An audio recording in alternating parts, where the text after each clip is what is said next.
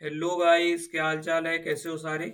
आज हम लोग देखने वाले हैं जो हमने प्रीवियस वीडियो में यूजर एफ हुक देखा था उसका बेसिकली हम लोग एक एग्जांपल करने वाले हैं। तो ध्यान से पढ़ लीजिएगा, ध्यान से समझ लीजिएगा, चीजें सारी अच्छे से कवर हो जाएंगी इसके केस में। तो चलिए एक नई फाइल बनाते हैं हम लोग, stop watch using use effect नाम से। ठीक, इस नाम से एक हमने फाइल बना ली .js नाम से। अब सबसे पहले कंपोनेंट यहाँ पे बना लेते हैं। हमने किया RFCE, ये किया। अब देखो इसके बाद करना क्या है, ध्यान से देखना। सबसे पहले एक स्टॉप वॉच में होता क्या क्या है वो चीज समझना बहुत जरूरी है। तो यहाँ पे चल के जो अभी हमने इसके पहले इसका एक्सप्लेनेशन देखा था उसी पे थोड़ी सी बात करेंगे हम लोग। एक मिनट, ये रहा। तो अगर हमको एक स्टॉप वॉच बनानी है तो मेन चीज जो जिसपे हमको फोकस करना है वो क्या है, एक हमारी होगी ये स्टार्ट बटन। इसी को कॉपी कर पेस्ट, इसी को कॉपी कर लेते हैं पहले। ये रही हमारी पहली बटन। इसको यहाँ पे लाते हैं। दूसरी बटन, इसको भी ऐसे कर दिया हमने। और एक हो जाएगी ऐसी हमारी तीसरी बटन यहाँ पे, ये रही। तो पहली बटन जो होगी किसके लिए होगी, स्टार्ट करने के लिए। दूसरी बटन किसके लिए होगी, स्टॉप करने के लिए। और तीसरी बटन किसके लिए होगी, रिसेट करने के लिए। तो तीन बटन्स बेसिकली हमको बनानी पड़ेंगी। ठीक है, तो अब ये तीन बटन्स बनेंगी कैसे, क्या होगा, सारी चीजें अच्छे से समझते हैं। तो सबसे पहले हम क्या करते हैं, तीन बटन्स बना लेते हैं। एक H1 लिख लेना, H1 में लिख लेना स्टॉप वॉच टाइम।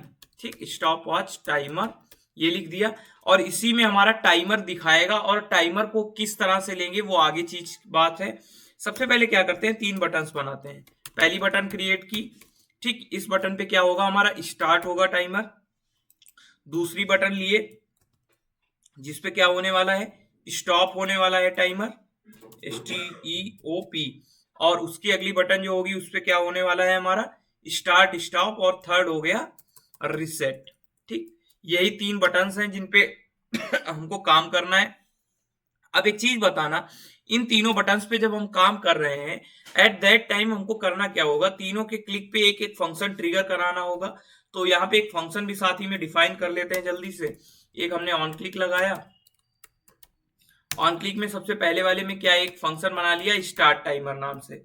फिर दूसरी वाली बटन पे एक फंक्शन बना लिया, किस नाम से, ऑन क्लिक किया। और दूसरा फंक्शन बना लिया स्टॉप टाइमर नाम से। उसकी नेक्स्ट बटन में क्लिक करने पे एक फंक्शन बना लिया ऑन क्लिक, कौन से नाम से बना लिया, स्टार्ट स्टॉप हो गया रिसेट टाइमर नाम से। तो तीन फंक्शंस हमने बेसिकली बना लिए। अब टाइम को बेसिकली अगर हमको रन टाइम पे चेंज करना है एट दैट टाइम हम क्या करेंगे, आपको ऑलरेडी पता है कि हम लोग यूज स्टेट का यूज करने वाले हैं। तो यहाँ पे हमने लिख दिया कॉस्ट टाइम। टाइम के बाद एक ले लिया हमने सेट टाइम फंक्शन। और टाइम की इनिशियल वैल्यू क्या हो जाएगी इसके केस में, जीरो हो जाएगी हमारी। तो इनिशियल वैल्यू क्या पास कर दिए, जीरो पास कर दिए हमने। अब देखो अगर हमको इसमें यूजरेफ का यूज करना है एट दैट टाइम हमको करना क्या होगा, टाइम को बेसिकली स्पेसिफिकली डिफाइन करने के लिए हम लोग यूजरेफ यूज करेंगे। तो यहाँ पे मैंने ले लिया टाइम रेफ नाम से एक हुक, यहाँ पे लिखा टाइम रेफ। और इसकी इनिशियल वैल्यू क्या होगी वो चीज सबसे इंपॉर्टेंट है। तो इसकी जो इनिशियल वैल्यू हो जाएगी इस केस में नल होगी। तो यहाँ पे अगर हम लोग नल पास कर देंगे तो क्या हो जाएगा, एक हमने हुक बना लिया इसके केस में। अब ये वाला जो हुक है ये बेसिकली किसको पॉइंट करेगा, ये बेसिकली टाइमर के केस में यूज होने वाला है। तो अब हमको करना क्या है, तीन फंक्शन बनाने हैं। तो सबसे पहले ये स्टॉप वॉच टाइमर के आगे एक टाइम ले लो, जिसके अंदर क्या करेगा, टाइम की वैल्यू जो रन टाइम में वैल्यू आएगी वो वैल्यू दिखाने वाला है। अब तीनों फंक्शंस डिफाइन करो। सबसे पहले हमारा क्या आएगा, स्टार्ट टाइमर फंक्शन। यहाँ पे हमने लिखा स्टार्ट टाइमर। इसके बाद क्या करना है, यहाँ पे ये बेसिकली हमने ऐसे ले लिया, स्टार्ट टाइमर हो गया। उसके बाद हमारा नेक्स्ट क्या है, स्टार्ट टाइमर के बाद जो नेक्स्ट आने वाला है वो हमारा आने वाला है स्टॉप टाइमर। तो स्टॉप टाइमर बना लेते हैं। ठीक, ये बना लिया है ऐसे। उसके बाद नेक्स्ट क्या है, सबसे लास्ट में स्टार्ट हो गया स्टॉप हो गया, फिर आएगा हमारा रिसेट टाइमर। तो यहाँ पे हमने बना लिया रिसेट टाइमर। और रिसेट टाइमर जब बनाए, ये रहा ऐसे। तो तीनों हमने बना लिए, स्टार्ट टाइमर भी बना लिया, स्टॉप टाइमर भी बना लिया, रिसेट टाइमर बना लिया। अब स्टार्ट टाइमर का लॉजिक लिखना शुरू करते हैं। स्टार्ट टाइमर में सबसे पहले तुमको करना क्या है, सबसे पहले ये चेक करना पड़ेगा कि क्या अंदर कोई टाइमर चल रहा है, या अगर कोई चल रहा है या फिर नहीं चल रहा है, ये दोनों केसेस चेक करने पड़ेंगे। तो अभी मैंने बताया था यूजरेफ एक प्रॉपर्टी के साथ आता है डॉट करेंट, उसी प्रॉपर्टी का इसमें हम यूज करेंगे। इफ यहां पे हमने लिखा टाइम रेफ डॉट करंट, ठीक, ये ऐसे लिखा हमने। अब इसके बाद देखो करना क्या है, जैसे टाइम रेफ डॉट करंट आपने लिखा, इसके बाद अब आपको करना क्या है, वो चीज सबसे इंपॉर्टेंट है। तो देखो अब तुम बेसिकली क्या करोगे, 1 सेकेंड का हर बार तुमको वैल्यू इंक्रीज करते जाना है, पर सेकेंड एक वैल्यू बढ़ाते जाना है, इतना ही तो करना है। तो यहाँ पे हम लोग कैसे करेंगे इसको, वो चीज सबसे इंपॉर्टेंट है। तो यहाँ पे अगर मैंने लिखा टाइम रेफ और टाइम रेफ डॉट करंट, ठीक, और इसी में हम लोग वैल्यू मान लिया असाइन करा दें। और वैल्यू क्या असाइन करानी है, सिंपली 1 सेकेंड का तुमको हर 1 सेकेंड बाद वैल्यू इंक्रीज करनी है, तो सेट इंटरवल लगाने वाले हैं। तो यहाँ पे मैंने लगा दिया सेट इंटरवल। सेट इंटरवल लगाने के बाद में ध्यान से देखना, अगर हमको यहाँ पे सेट इंटरवल लगाना है तो हमको क्या करना है, बेसिकली टाइम को तो बेसिकली 1 सेकेंड बढ़ाना है, इससे ज्यादा तो कुछ करना नहीं है। और टाइम को चेंज करने के लिए कौन सा फंक्शन रिस्पॉन्सिबल है, सेट टाइम हमारा रिस्पॉन्सिबल है। तो हमने सेट टाइम का यूज किया। अब सेट टाइम में बेसिकली जो भी प्रीवियस टाइम हो उसको क्या कर दो, प्रीवियस टाइम को +1 कर देना है बस। प्रीवियस टाइम जो भी है हमारा, प्रीवियस टाइम +1, इतना ही करना है बेसिकली। और ये बेसिकली चलेगा कब, हर 1 सेकेंड बाद हमको इसको बेसिकली रन कराना है। तो यहाँ पे ले लिया 1000 ms का टाइम। तो ये पहला हमने काम कर लिया। अब दूसरा क्या करना है, हमको स्टॉप टाइमर करना है। अब स्टॉप टाइमर के केस में क्या हम लोग करने वाले हैं, स्टॉप टाइमर के केस में देख लो, सबसे पहले हमको करना होगा क्लियर इंटरवल। और क्लियर इंटरवल के अंदर हम पास क्या करेंगे, टाइम रेफ डॉट करेंट। टाइम रेफ की जो भी वैल्यू है, करंट वैल्यू, उसको हमको क्लियर कर देना है। उसके बाद मेन चीज ये है कि टाइम रेफ को तुमको नल भी करना पड़ेगा। अभी इसका लॉजिक समझाएंगे कि इसको नल क्यों करना है। टाइम रेफ डॉट करंट यहाँ पे लिख दिया नल। उसके बाद जो रिसेट टाइमर है, इसके केस में क्या पास करेंगे, अच्छा ये दोनों तो एज इट इज पास हो जाएंगे इसमें भी, स्टॉप वाले में। बस चेंज एक आएगा। अब वो चेंज सुनो क्या आएगा, चेंज हमारा ये आएगा कि टाइम की जो वैल्यू है, करंट वैल्यू, वो वापस से क्या हो जाएगी, 0 हो जाएगी। तो टाइम की करंट वैल्यू को 0 करने के लिए सेट टाइम में क्या पास कर दो, 0 पास कर दो। बस इतना काम हमें करना है। अब इसको सबसे पहले कॉल कर लेते हैं। ये रहा हमारा app.js। अब इसमें गए, इसमें यहाँ पे एक हमने इंपोर्ट की फाइल, किस नाम से, हमारी है stop watch using use effect, ये वाली फाइल है, इसको हमने इंपोर्ट किया। अब यहाँ पे इसको कर देते हैं call, stop watch using use effect, ठीक, इसको किया हमने कॉल। अब रन करते हैं ये वाली फाइल, npm start। तो ये फाइल जैसे रन करोगे, इन दैट केस देखो होगा क्या, इसको हमने यहां से रन किया, जस्ट वेट करिएगा ये रन हो जाए। तो रन होने के बाद हमारा क्या है, टाइमर बेसिकली चलना चाहिए। फिर मैं अभी आपको इसका लॉजिक बताता हूं कि इसका लॉजिक क्या है, कि इसको नल क्यों किया, वो चीज सबसे इंपॉर्टेंट है।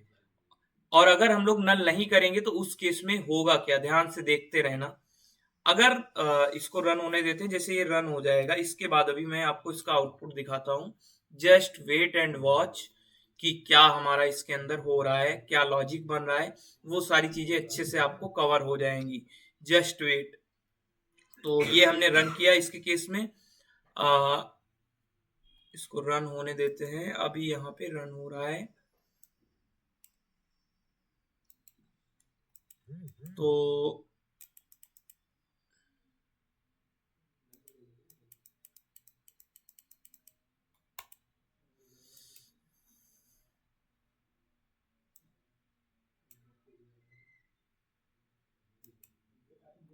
जस्ट वेट करिएगा, इसको रन हो जाने दीजिए। तो रन होते ही हम लोग इसका देखेंगे आउटपुट क्या आने वाला है।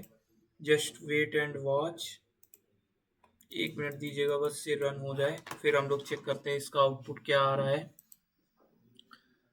तो यहाँ पे ये रन किए जा रहा है, ये आ क्यों नहीं रहा है आउटपुट। डेवलपमेंट सर्वर को हमने कर दिया है ऑन।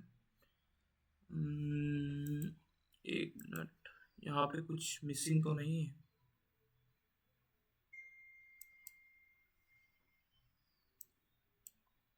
ये हमने प्रॉपर बनाया है, ऑन क्लिक लगाया है, यहाँ पे सारी चीजें हमने कर दी है।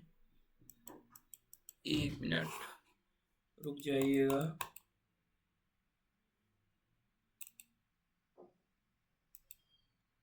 थोड़ा सा वेट करिएगा, इसके केस में तो क्या होता है अभी पता चलेगा। ठीक है, लोड हो गया है। ये हमारा बेसिकली हमने बना लिया स्टॉप वॉच का जो भी हमारा था। ये देखो लोड होके आ गया है। जस्ट वेट, तो इसको थोड़ा सा मैं इंक्रीज कर देता हूँ। तो ये हमारा बेसिकली बन के आया है। अब इसके अंदर 3 बटन्स हैं। स्टार्ट पे क्लिक करेंगे तो देखो हमारा टाइमर स्टार्ट हो गया है। स्टॉप पे क्लिक करते ही हमारा टाइमर रुक गया है। रिसेट पे जैसे क्लिक किया वापस से 0 हो गया। अब फिर इसको ऑन करते हैं और इसको चलने देते हैं थोड़ी देर।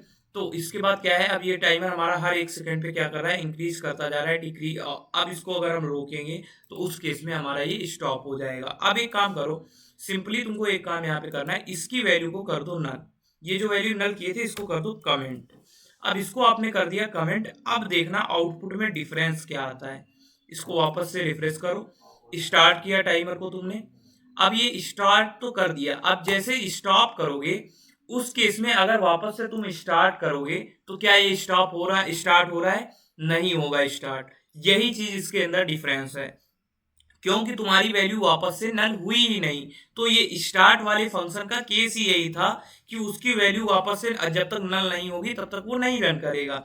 तो इसलिए तुमको ये वैल्यू को क्या करना पड़ता है, नल करना पड़ता है। तो ये लॉजिक था इसके पीछे कि क्यों इसकी वैल्यू को हमने नल किया था। तो होप सो आपको ये समझ आया होगा कि किस तरह से हम लोग एक स्टॉप वॉच को बना सकते हैं अगर हमको यूजरेफ की हेल्प से बनानी है। तो इस वीडियो में इतना ही। इसके नेक्स्ट वीडियो में हम लोग देखेंगे कि एक फाइल प्रीव्यू करवाना है अगर यूजरेफ की हेल्प से तो कैसे हम लोग कराते हैं। तब तक के लिए सीखते रहिए, एक्सप्लोर करते रहिए। Thank you so much guys, have a nice day, take care, bye bye.